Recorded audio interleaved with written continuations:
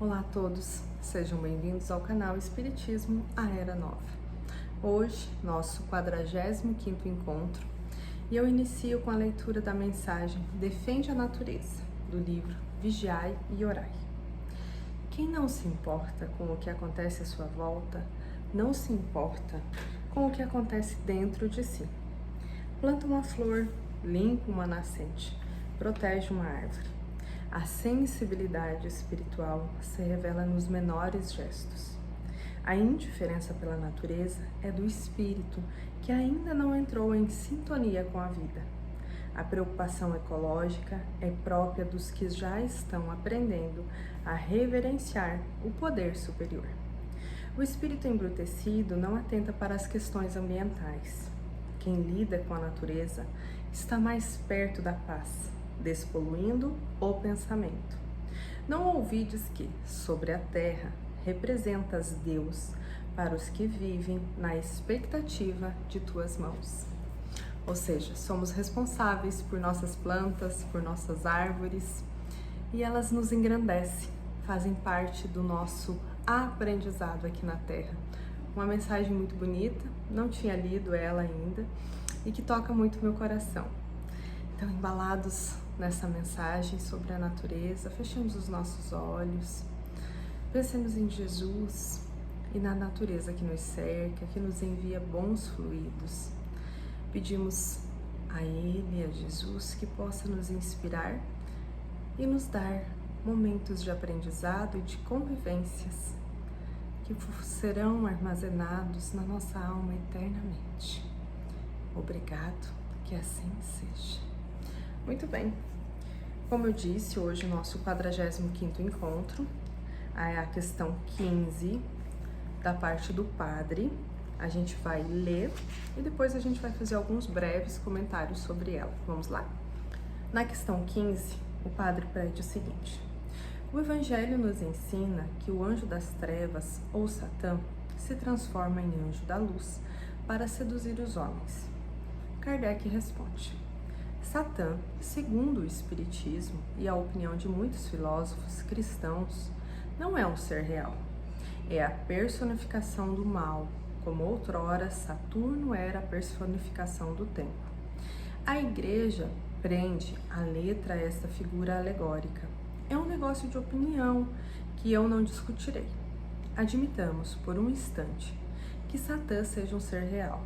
A Igreja a força de exagerar seu poder para amedrontar.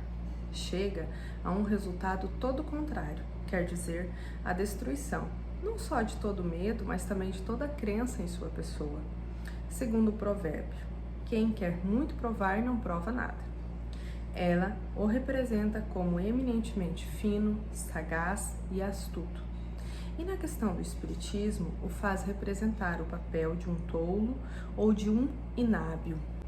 Uma vez que o objetivo de Satã é alimentar o inferno com suas vítimas e arrebatar almas de Deus, compreende-se que ele se dirige àqueles que estão no caminho do bem para os induzir ao mal. E que por isso ele se transforma, segundo uma muito bela alegoria, em anjo de luz. Quer dizer, simule hipocritamente a virtude, mas que ele deixe escapar aqueles que já têm em suas garras é o que não se compreende. Aqueles que não creem nem em Deus, nem em sua alma, que desprezaram a prece e estão mergulhados no vício, estão para ele tanto quanto é possível estar. Nada mais há a fazer para os afundar mais na lama. Ora, incitá-los a retornar a Deus, a lhe pedir, a submeter-se à sua vontade, encorajá-los a renunciar ao mal, mostrando-lhe a felicidade dos eleitos, e a triste sorte que espera os maus, seria um ato de um tolo. Mais estúpido que se desse a liberdade a pássaros engaiolados, com o pensamento de os recuperar em seguida. Há, pois, na doutrina da comunicação exclusiva dos demônios, uma contradição que fere o homem sensato. Por isso não se persuadirá jamais que os espíritos que reconduzem a Deus aqueles que o negavam ao bem. aqueles que faziam ao mal, que consolam os aflitos, dão força e coragem aos fracos, que, pela sublimidade de seus ensinamentos, elevam a alma acima da vida material. Sejam os subordinados de Satã e que, por esse motivo, deve-se interditar toda relação com o mundo invisível. Muito bem. Aqui, a primeira colocação que eu farei é uma colocação até de uma interpretação de ordem pessoal, peço licença para colocar ela nesse sentido, né? Então, o Satã, ou um espírito inferior, do meu ponto de vista, é alguém que ainda não aprendeu a amar, alguém que ainda não se achegou perto de Deus, seja através dos atos, como a gente leu, demonstrando pela natureza ou pelas pessoas ao seu redor, ou com ele mesmo.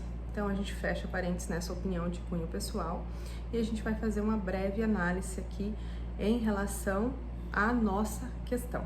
Bom, analisando aqui a nossa questão, a gente vê que Kardec nos coloca que a figura de Satã não é real, é uma personificação do mal, ou seja, é aquilo que o imaginário dos homens produziu, segundo a análise deles próprios, do que seria o mal, ou de como o mal poderia se apresentar aos homens. Então, como nós ainda somos muito ligados à matéria, a gente personificou, a gente trouxe para uma realidade esse personagem. Então, a interpretação do mal, o mal é assim, assim e tal, e aí foi se construindo essa personagem. E aí Kardec faz um jogo de imaginação, mas suponhamos que por um instante ele seja real. E aí que Kardec começa a fazer as suas explicações. O que nos chama a atenção é assim: quem quer muito provar, não prova nada.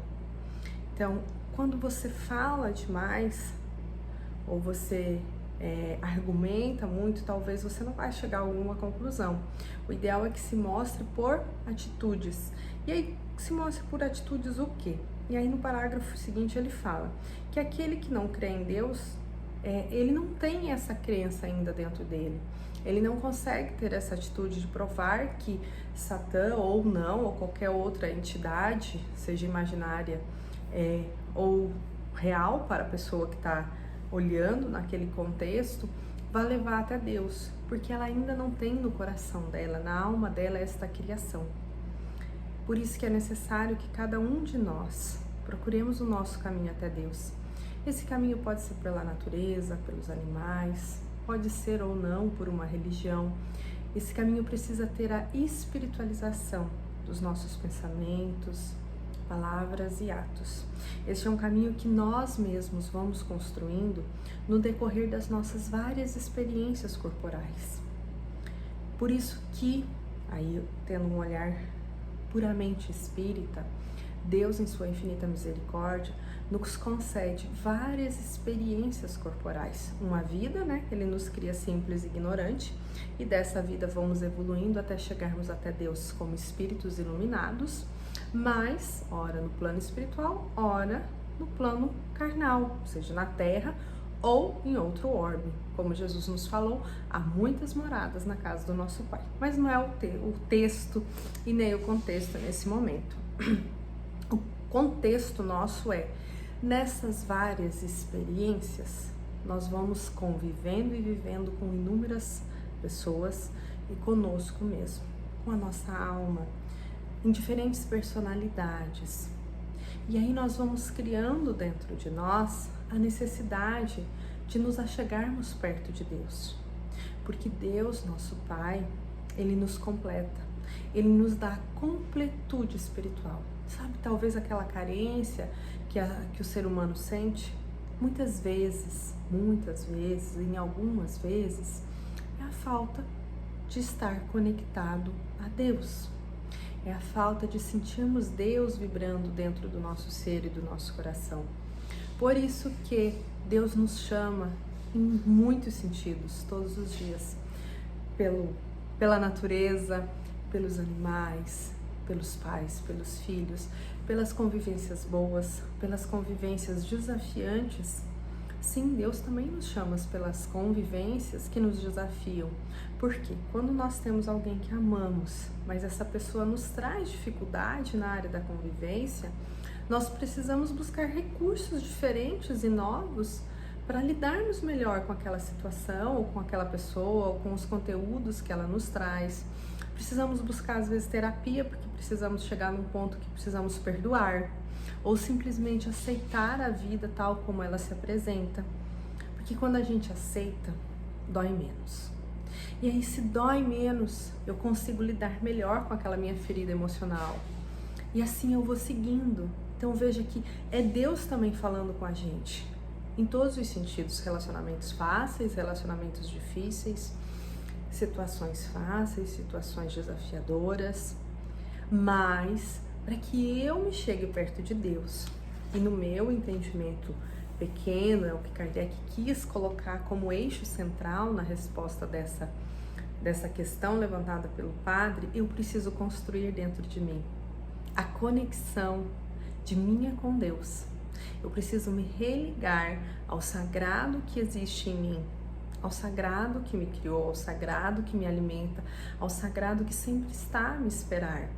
Porque o sagrado por si só, ele não precisa de mim, mas eu preciso estar ligado ao sagrado para que eu me sinta plena, serena e completa dentro de mim como filha de Deus ou como filho de Deus, como um ser que somos e estamos em plena e franca evolução.